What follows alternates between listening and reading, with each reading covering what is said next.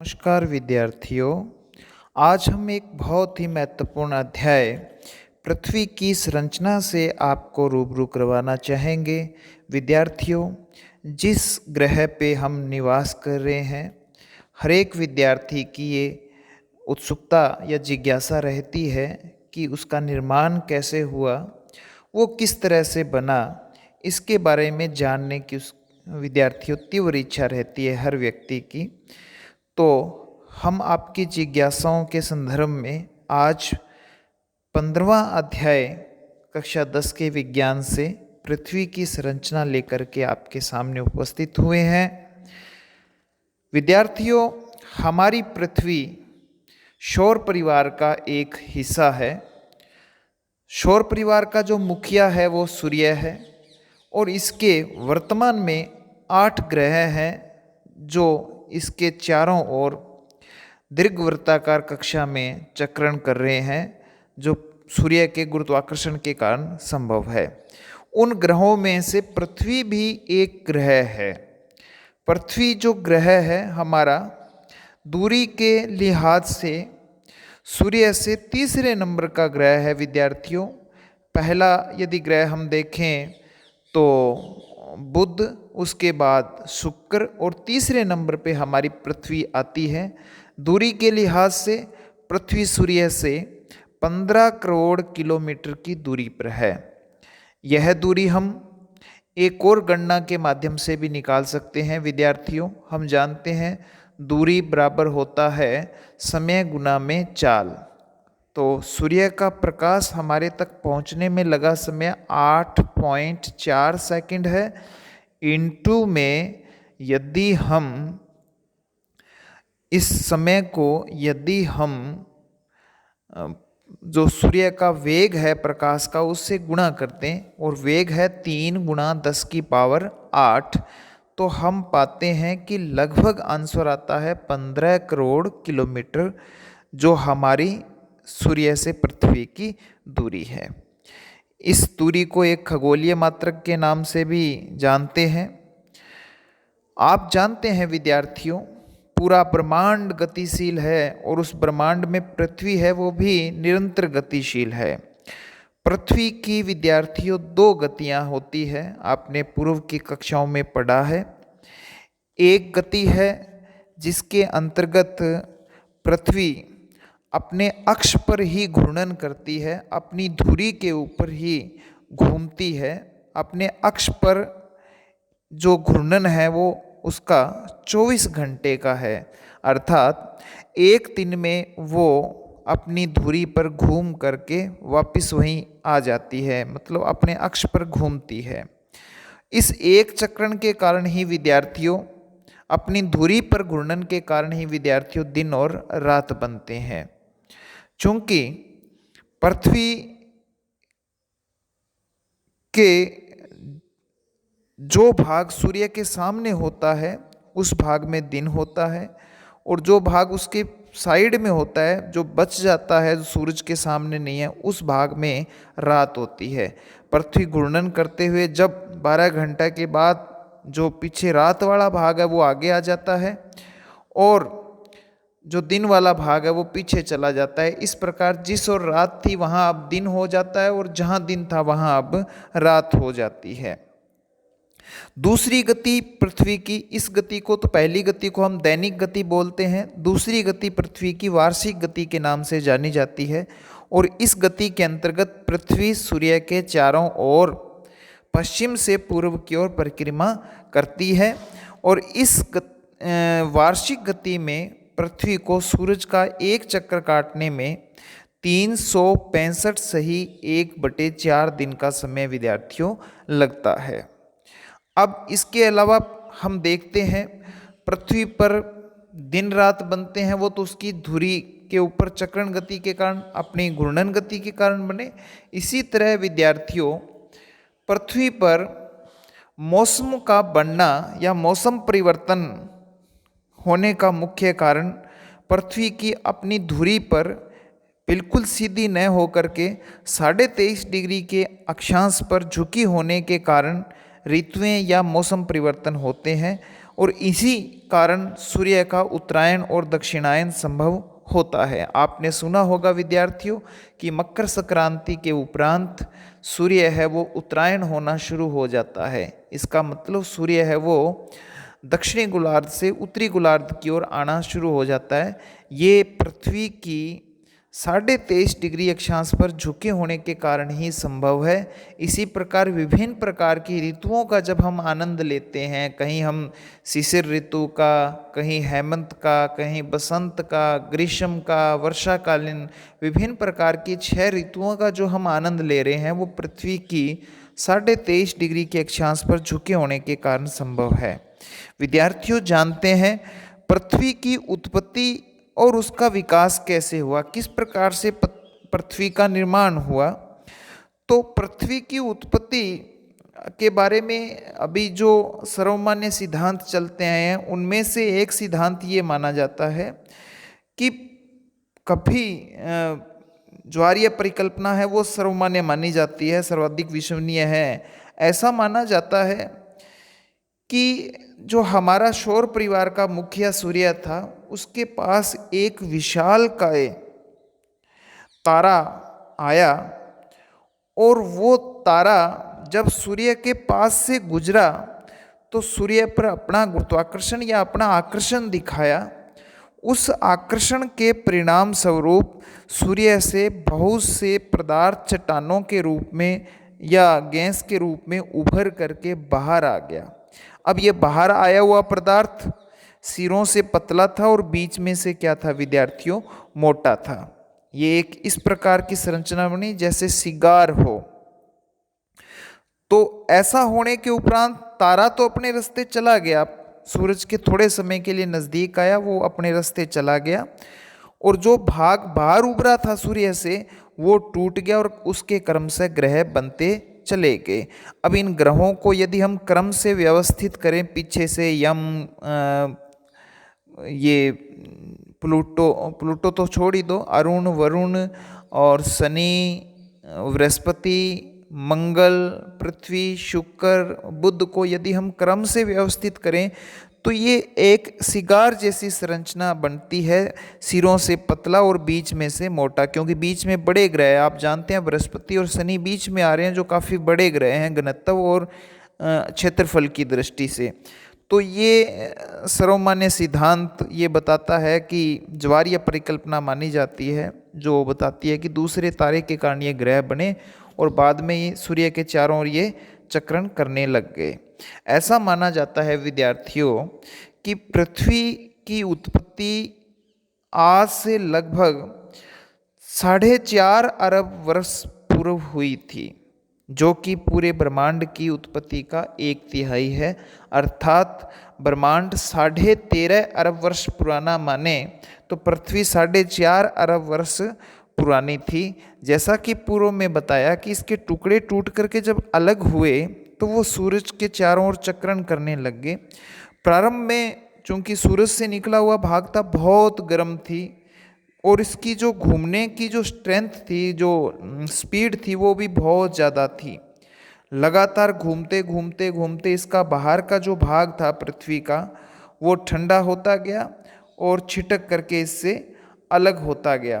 कहते हैं कि इसको ठंडा होने में करोड़ों वर्ष लगे थे। विद्यार्थियों आप अपनी बुक में देख सकते हैं, पृथ्वी का अंतरिक्ष से लिया गया चित्र आप देख सकते हैं, जो इस बात का थोड़ा बहुत प्रमाण इंगित करता है कि निश्चित तौर पे उभरा हुआ भाग है, जो इसका धरातलीय भाग है वो बाहर देख सकते हो आप कितना ज़्यादा है। विद्यार्थियों ठंडा होते समय जब ये चक्रण कर रही थी तो जो भारी तत्व है वो गहराई में चले गए और जो हल्के तत्व वो सतह के ऊपर चले आए और जो बिल्कुल हल्के थे अर्थात गैसें थी वो और ऊपर रही और उन्होंने बाहर का वातावरण यानी वायुमंडल का निर्माण कर लिया। जीवन की उत्पत्ति के बाद अनेक प्रभाव और परिवर्तन हुए। पृथ्वी को विश्व या वर्ल्ड कहते हैं, ये आप जानते हैं। पृथ्वी के कुछ और भी नाम प्रचलित है हमारी वैदिक साहित्य के अंतर्गत। पृथ्वी को हम भूमि, गय या टेरा के नाम से भी जानते हैं। पृथ्वी सौरमंडल में व्यास, द्रव्यमान और घनत्व की दृष्टि से सबसे बड़ा पार्थिव यानी ठोस ग्रह है। विद्यार्थियों, कई बार प्रश्न आ जाता है कि सौरमंडल का सबसे बड़ा ग्रह कौन सा है, तो वहाँ तो हमारा उत्तर रहेगा बृहस्पति। लेकिन चूंकि बृहस्पति पूर्ण रूपेण से पार्थिव या ठोस ग्रह नहीं है, उस गैसों का, बादलों का मिश्रण उसमें शामिल है, बहुत कम ठोस जगह वहाँ पे उपलब्ध हो पाएगी। यदि ठोस ग्रह की बात करें तो उस दृष्टि में पृथ्वी सबसे बड़ा ग्रह है। विद्यार्थियों, पृथ्वी की उत्पत्ति के बाद हम जानते हैं कि इसकी संरचना किस प्रकार से है, ये किस प्रकार की संरचना लिए हुए है। यदि हम बाहर से देखें तो बाहर से पृथ्वी की यदि संरचना देखें तो ये अंडाकार या दीर्घ वृत्ताकार के रूप में आपको दिखाई देती है। यदि हम इसकी आंतरिक संरचना की बात करें तो वो हमें कैसा पता लगेगी, जब या तो हम पृथ्वी के अंदर गहराई तक खड्डा खोदें, उससे पता लगेगा भी अंदर कौन कौन से पदार्थ निकल के आ रहे हैं क्रमशः। जैसे हम कई बार कुएं खुदवाते हैं तो हम देखते हैं सबसे पहले मिट्टी, फिर चिकनी मिट्टी, फिर जो रेत आया है जो अपने सामान्यतः प्लस्तर करने के काम करते हैं लेते हैं, उसके बाद फिर पानी, फिर और आगे की संरचना हम देख नहीं पाते। ठीक उसी प्रकार पृथ्वी की आंतरिक संरचना देखने के लिए पहले इतने साधन उपलब्ध नहीं थे, और आज की स्थिति में यदि साधन भी उपलब्ध है तो ऐसा माना जाता है कि 15 किलोमीटर से ज़्यादा तक का छेद पृथ्वी के अंदर हम नहीं कर सकते। कुछ बच्चों के मन में इस प्रकार की जिज्ञासाएं उत्पन्न होती है कि हम अपनी पृथ्वी पे अपनी जगह से छिद्र आर पार कर दें तो नीचे कौन सा देश या कौन सा जो व्यक्ति हैं, किस प्रकार की वनस्पतियां निकलेगी, पूर्ण रूपेण आर पार कर दें। तो उन विद्यार्थियों के लिए आंसर यही है कि अभी तक ऐसा संभव नहीं हो पाया है। अभी तक जो वैज्ञानिक उपकरण हैं उनकी सहायता से मात्र 15 किलोमीटर तक की दूरी तक का छेद संभव हो पाया है। फिर भी उससे और गहराई तक की जानकारियां हम पृथ्वी से ज्वालामुखी के द्वारा निकलने वाले लावे को देख करके पूर्व से लेते रहे हैं। कुछ इनडायरेक्टली जो भूकंपीय तरंगें आती है उनसे भी इसकी गहराई जानने की जो तैयारी की गई थी शुरुआत में। जैसे ही सूर्य से अलग हुई पृथ्वी, उस समय वो उबलते हुए द्रव की तरह का एक गोला था, गोल आकृति का। चूंकि द्रव का गोल होने का कारण विद्यार्थियों भौतिक विज्ञान का एक बहुत ही महत्वपूर्ण जो टॉपिक है वो बताता है कि पृष्ठ तनाव को कम करने के लिए प्रत्येक एक द्रव है वो गोल रहने का प्रयास करते हैं। तो चूंकि पृथ्वी द्रव अवस्था में, उबली हुई द्रव अवस्था में थी तो गोल थी, उसके कारण लंबे समय से अधिकांश भाग इसका तरल ही बना रहा। इसके बाद अंतरिक्ष में इससे बहुत से पिंड टकराते रहे, बहुत से पिंड टकराते रहते थे। लगभग 4.40 अरब वर्ष पहले मंगल ग्रह नामक का एक पिंड पृथ्वी से जब टकराया तो चंद्रमा की उत्पत्ति हुई। विद्यार्थियों, पीछे की किसी एक बोर्ड परीक्षा में यह पूछा गया प्रश्न था कि चंद्रमा की उत्पत्ति का क्या कारण था। तो बड़ा साफ शब्दों में जो अनुमान है, विश्वसनीय अनुमान लगाया गया वो ये है कि 4.4 अरब वर्ष पूर्व मंगल ग्रह जैसा एक ग्रह पृथ्वी के टकराया और उसके टकराने से चंद्रमा की उत्पत्ति हुई थी। तो हम चंद्रमा की आयु भी बता सकते हैं जो कि पृथ्वी से 0.10 अरब वर्ष छोटा है, क्योंकि पृथ्वी की आयु 4.50 अरब है वर्ष पूर्व है और ये 4.40 अरब वर्ष पूर्व रहा है। हम जानते हैं चंद्रमा वर्तमान में पृथ्वी के चारों ओर चक्रण करता है, और जो ग्रहों के चारों ओर चक्रण करता है उसको हम उपग्रह कहते हैं। अर्थात चंद्रमा पृथ्वी का एकमात्र प्राकृतिक उपग्रह है। चंद्रमा के कारण ही, चंद्रमा भी अपनी गुरुत्वाकर्षण शक्ति शो करता है। चंद्रमा की गुरुत्वाकर्षण शक्ति के कारण ही पृथ्वी के जो समुद्रीय भाग है वहाँ पे ज्वार भाटा उत्पन्न होता है। पृथ्वी को ज्वार भाटा उत्पन्न करने के अलावा चंद्रमा का दूसरा कार्य है पृथ्वी को अपनी धुरी पर ठीक से झुके रहने में मदद करना। तीसरा महत्वपूर्ण कार्य है पृथ्वी की घूर्णन गति को धीमा करना। विद्यार्थियों, ये तीनों ही महत्वपूर्ण कार्य है। समुद्री ज्वार पैदा करना, पृथ्वी को अपनी धुरी पे झुकाए रखना, क्योंकि नहीं झुकेगी तो ऋतुएं नहीं बनेगी, हमें ऋतुओं का आनंद लेने को नहीं मिलेगा। और यदि पृथ्वी की गति को धीमा न किया जाए, पृथ्वी की स्पीड ज़्यादा हो जाए, मान लीजिए चंद्रमा खिंचाव ना डाले, पृथ्वी की स्पीड ज़्यादा हो जाए, तो हो सकता है पृथ्वी सूर्य के चक्रण पथ को, जो सूर्य के चारों एक निश्चित पथ बना हुआ, उस पथ को त्यागते हुए चक्रण पथ से बाहर ब्रह्मांड में कहीं लुप्त हो सकती है। तो सूर्य अप्रत्यक्ष रूप से पृथ्वी के घूर्णन को, पृथ्वी के चक्रण को बनाए रखने में हमारी मदद करता है। विद्यार्थियों, पृथ्वी के धीरे धीरे ठंडा होने से, पहले तरल था, धीरे धीरे ये ठंडा हुआ तो चट्टानें बनी, कुछ हल्की कुछ भारी। भारी चट्टानें थी वो उसके अंदर धंसती गई, हल्की जो चट्टानें थी वो ऊपर आती गई। ये संभव है विद्यार्थियों, कोई भारी चीज़ नीचे जाती है तो हल्की चीज़ें अपने आप ऊपर की ओर आती है। इस प्रकार क्या हुआ, भारी तत्व थे वो गहराई में चले गए, हल्के तत्व थे वो ऊपर आ गए। आज जो हम पृथ्वी की संरचना की बात करते हैं तो ये प्याज के छिलके के समान है विद्यार्थियों।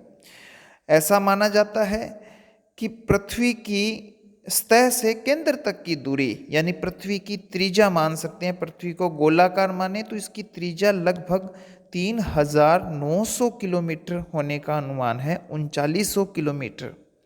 हाँ, यानी कि हम पृथ्वी की सतह से सेंटर तक जाना हो, पृथ्वी का एक छोर केंद्र तक पहुंचना हो तो हमें 3900 किलोमीटर तक का खड्डा करना पड़ेगा, और दूसरे छोर यानी दूसरी सतह पे पहुंचना हो तो हमें 3900 किलोमीटर और दूरी तय करनी पड़ेगी। कुल मिलाकर के विद्यार्थियों, हमें पृथ्वी की एक सतह से दूसरी सतह पे छेद करके यदि पहुंचना हो तो 7800 किलोमीटर छेद करना पड़ेगा, जो कि संभव नहीं है। मैंने पूर्व में आपको बताया था कि अभी तक हम केवल 15 किलोमीटर की से अधिक गहराई का छेद करना संभव नहीं हो पाया है। जैसे कि पहले ही बताया है, पृथ्वी प्याज के छिलकों के समान इसकी परतें जुड़ी हुई है। पृथ्वी मोटे रूप से हम इनको 3 परतों के रूप में बना हुआ मान सकते हैं। इन परतों का सीमांकन या विशेषताएं, यांत्रिक विशेषताओं के आधार पर इनका सीमांकन किया है, रासायनिक या यांत्रिक विशेषताओं के आधार पे भी ये किन पदार्थों के से मिलकर बनी है, कौन से केमिकल्स इनके अंदर मिश्रित हैं, और ये ठोस हैं, घनत्व कैसा है, उन विशेषताओं के आधार पे इसको मतलब सीमाबद्ध किया गया है कि यहाँ से अब ये परत शुरू हो जाएगी, इससे आगे ये परत शुरू हो जाएगी।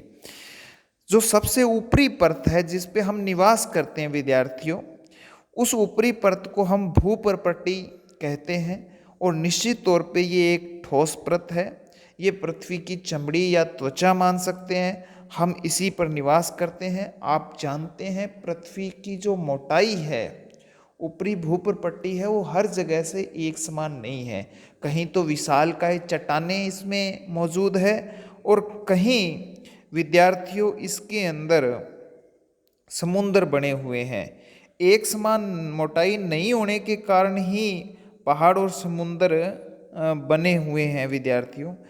इस पूरे भूपर्पट्टी को, ऊपर वाले जो भाग है, भूतल है, इसको हम मुख्य रूप से 2 भागों में बांट सकते हैं।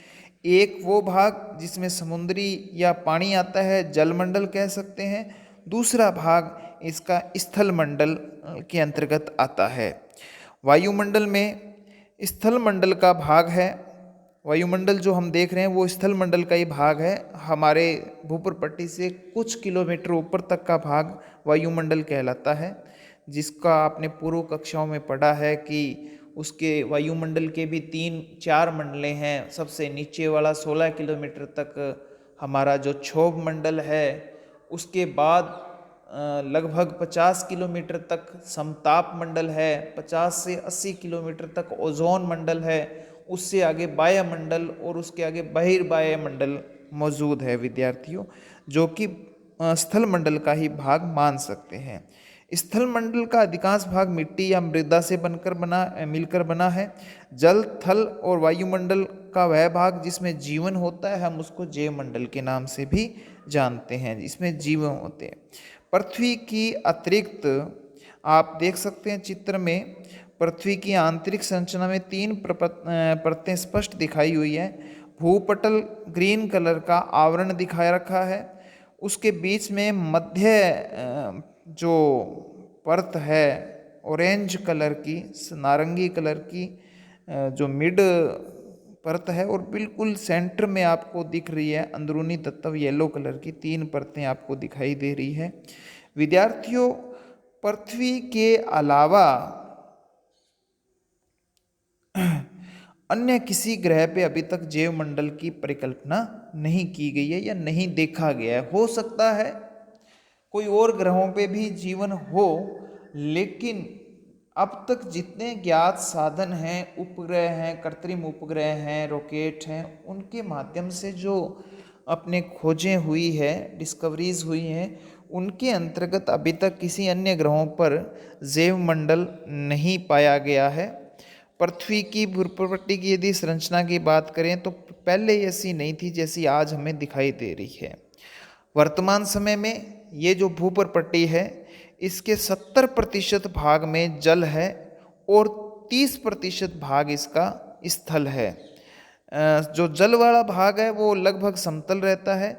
जो 30% भाग जिसमें स्थल है, मिट्टी है, वो भाग उबड़ खाबड़ है। उबड़ खाबड़ से तात्पर्य कहीं पे पहाड़ है, कहीं पे पठार है, कहीं मरुस्थल है, तो कहीं गहराई में घाटियाँ हैं, कहीं समतल मैदान भी आपको मिलेंगे। तो 30% भाग इसका समतल वो स्थलीय भाग है, 70% भाग इसका जलीय भाग है। ऐसा माना जाता है कि इस भूप्रपट्टी को बनने में कुछ लाखों वर्ष तक का समय लगा था, तब ये एक इकाई के रूप में बनी थी। पृथ्वी के ठंडा होने के साथ साथ भूप्रपट्टी में विशाल चट्टान खंडों में बदलती गई। इन विशाल चट्टान खंडों को हम विवर्तनिक प्लेटों के नाम से जानते हैं। प्रश्न आ जाता है विद्यार्थियों कि विवर्तनिक प्लेटें किसे कहते हैं? तो इसका सही आंसर यही है कि पृथ्वी के ठंडा होने के साथ ही भूप्रपट्टी विशाल चट्टान खंडों में बदलती गई, और इन विशाल चट्टान खंडों को ही हम विवर्तनिक प्लेटें कहते हैं। ऐसा माना जाता है कि जो हमारे 7 महाद्वीप हैं वो इन्हीं विवर्तनिक प्लेटों पर स्थित है, और ये विवर्तनिक प्लेटें एक दूसरे के ऊपर नाखूनों के बढ़ने की गति से एक दूसरे के ऊपर खिसक रही है। शुरू में जब विवर्तनिक प्लेटें हल्की थी तो इनकी स्पीड ज़्यादा थी, अब इनकी स्पीड कम हो गई है। एक और महत्वपूर्ण प्रश्न विद्यार्थियों कई बार पूछा जाता है कि पृथ्वी पर वर्तमान समय में कितनी विवर्तनिक प्लेटें मौजूद है? तो इसका सही आंसर है 29 विवर्तनिक प्लेटें वर्तमान में पृथ्वी पर मौजूद है। तो पृथ्वी की एक परत के बारे में आपने जान लिया, जिसका नाम हमने दिया था भूप्रपट्टी। 2 भागों से मिलकर बनी थी, जलमंडल और स्थलमंडल।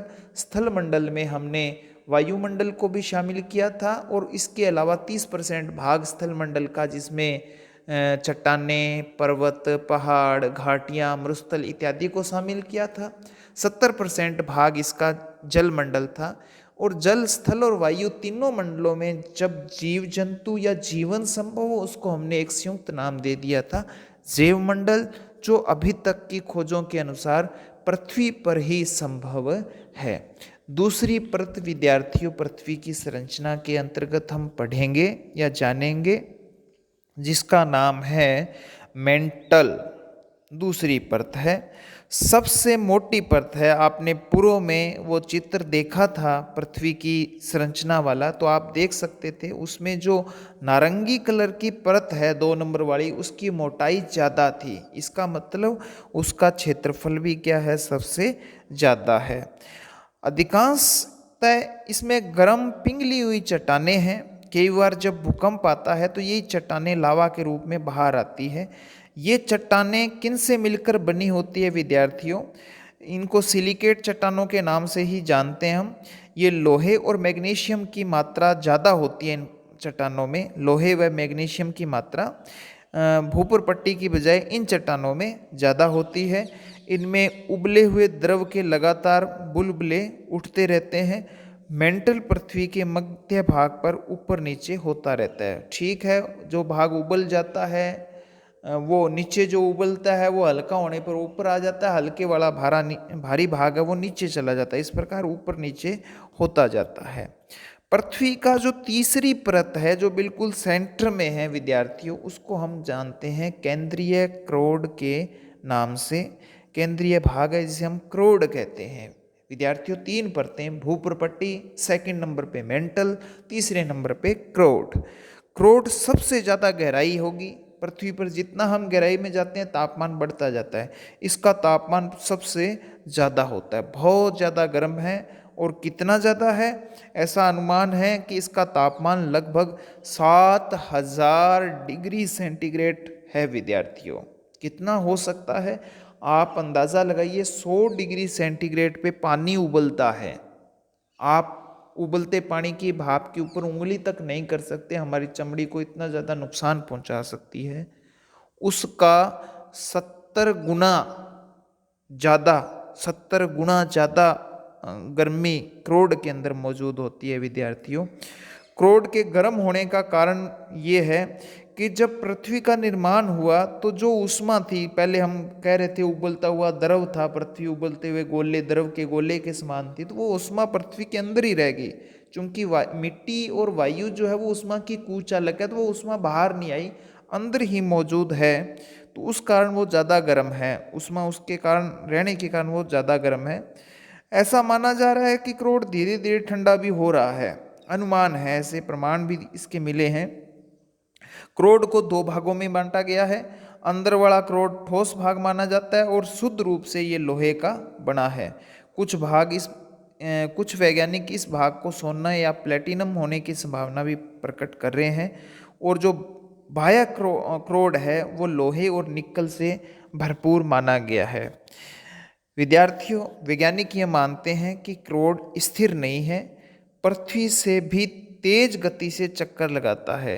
और क्रोड पृथ्वी का सबसे सघन या घना भाग है। इसका घनत्व भूप्रपट्टी से कई गुना ज़्यादा है।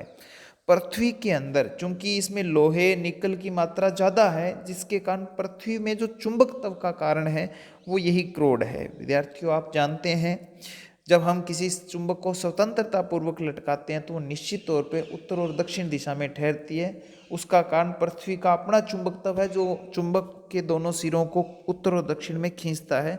पृथ्वी में चुंबकत्व का जो कारण माना गया वो इसी क्रोड को माना गया है।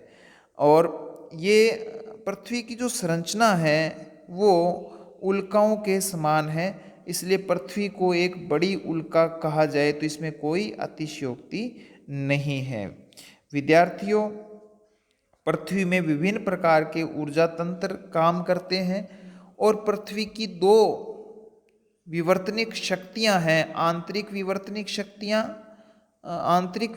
शक्ति और बाह्य विवर्तनिक शक्ति, जिसका हम अध्ययन या जिसके बारे में हम आगे के कालांश में जानेंगे। तब तक आप एक सारणी है वो और देखिए विद्यार्थियों। सारणी ये है कि पृथ्वी के अंदर कौन से तत्वों की प्रचुरता है। देख सकते हो, सबसे ज़्यादा मात्रा लोहे की 34.6%, उसके बाद ऑक्सीजन, फिर सिलिकॉन, फिर मैग्नीशियम, फिर निकल, गंधक, टाइटेनियम व अन्य शेष। तो ये भी एक महत्वपूर्ण प्रश्न बनता है कि पृथ्वी के अंदर या पृथ्वी में कौन सा तत्व सबसे प्रचुर मात्रा में पाया जाता है। तो सबसे ज़्यादा परसेंटेज किसका है विद्यार्थियों? लोहे का सबसे ज़्यादा परसेंटेज है। विवर्तनिक शक्तियों के बारे में हम फिर पढ़ेंगे, उससे पहले हम जान लेते हैं आज तक जो हमने पढ़ा है लेसन, उसके प्रश्नोत्तर कर लेते हैं। विद्यार्थियों, सबसे पहला प्रश्न देखिए, पृथ्वी का नाम नहीं है। तो ऑप्शन ये हैं आपके भूमि, गय, भानु, टेरा। तो विद्यार्थियों, हम जानते हैं भूमि, गय और टेरा पृथ्वी के प्रचलित नाम हैं, लेकिन कम प्रचलित हैं। भानु विद्यार्थियों सूर्य को कहा जाता है, तो भानु पृथ्वी का प्रचलित नाम नहीं है। बाकी नाम पृथ्वी के हैं। दूसरा जो आपका प्रश्न है बहुविकल्पिक प्रश्न, वर्तमान में भूप्रपट्टी का कितना प्रतिशत भाग जल से ढका है? तो विद्यार्थियों अभी हमने थोड़े क्षण पहले पढ़ा था, जल से ढका भाग है 70% और 30% भाग है वो स्थलीय भाग है, जिसमें पहाड़, पर्वत, पठार, मरुस्थलीय, समतल मैदान इत्यादि शामिल है। उसके बाद तीसरा प्रश्न जो कि मैंने अभी आपको बताया था, पृथ्वी में सर्वाधिक मात्रा में पाए जाने वाला तत्व कौन सा है? तो विद्यार्थियों मैं आपसे ऑप्शन बता रहा हूँ या आप साथ साथ देख सकते हैं, सिलिकॉन, सोना, ऑक्सीजन, लोहा। आप आंसर तो टिक लगा हुआ देख रहे हैं, लेकिन इसके साथ साथ आप प्रतिशत भी अनुमान लगाइए क्या होना चाहिए, अभी पढ़ के आए हैं। लोहा सबसे ज़्यादा मात्रा में मौजूद है और वो है 34.6%। उसके बाद अति लघुत्तरात्मक प्रश्न विद्यार्थियों, प्रश्न संख्या 6। बाकी बहुविकल्पिक प्रश्न अपने आगे के प्रकरण या टॉपिक के हैं। आज तक जो हमने अब तक जो पढ़ा है उसका देखो आप। बहुविकल्पिक प्रश्न, पृथ्वी पर सूर्य के उत्तरायण दक्षिणायन का क्या कारण है? ये भी विद्यार्थियों आपने पढ़ा था। उत्तरायण या दक्षिणायन पृथ्वी के होने का प्रमुख कारण है पृथ्वी का अपने अक्ष पर 23.5 डिग्री के अक्षांश पर झुके होना।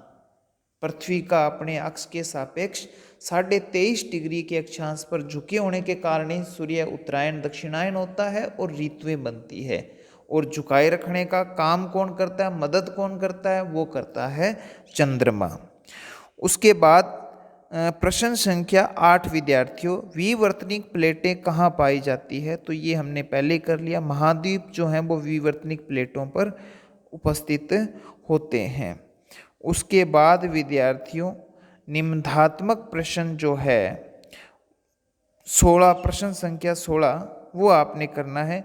पृथ्वी की आंतरिक संरचना को समझाइए, नामांकित चित्र भी बनाइए। बिल्कुल सिंपल चित्र, आपने वृत्त खींचना है, ऊपर भूप्रपट्टी लिखना है, उसके बाद थोड़ी लाइनिंग देनी है बाहरी परत को, ज़्यादा लाइनिंग ज़्यादा कवर करना है मध्य परत को, और सबसे कम कवर करना है आंतरिक क्रोड को। आप नामांकन करेंगे तो भूप्रपट्टी, सेकंड नंबर वाली पहली परत को, सेकंड परत को हम कहेंगे मेंटल और तीसरी परत को हम कहेंगे क्रोड। ये आंतरिक संरचना होगी और फिर इनका विस्तृत वर्णन कर देंगे। हमने तीनों जो परतें हैं उनके बारे में बहुत अच्छी तरह से जाना है। भूप्रपट्टी में जलमंडल, स्थल मंडल आते हैं, कितना भाग जलमंडल है, कितना स्थल मंडल है, फिर वायुमंडल भी इसमें शामिल किया गया है, और फिर जैवमंडल की भी आप इसमें व्याख्या करेंगे। उसके बाद आप मेंटल के बारे में बताएंगे कि मेंटल में कौन कौन से तत्व प्रचुर मात्रा में पाए जाते हैं, मेंटल किन कार्यों में हमें या पृथ्वी की मदद करता है। उसके बाद आप क्रोड के बारे में बताएंगे भी क्रोड का तापमान जो कि हमने भी जाना था 7000 डिग्री सेंटीग्रेड, वह क्रोड में कौन से तत्व प्रचुर मात्रा में, क्रोड के कितने भाग है, और चुंबकत्व का कारण वो भी क्रोड बता सकते हैं। तो ये आप विभिन्न परतों के बारे में अच्छी तरह से वर्णन कर सकते हैं। आगे जो हमारा अध्याय है इसको और आगे बढ़ाएंगे आगे के कालांश में। तब तक आप ये प्रश्नोत्तर जो आज आपको करवाए हैं कर लेना विद्यार्थियों। धन्यवाद।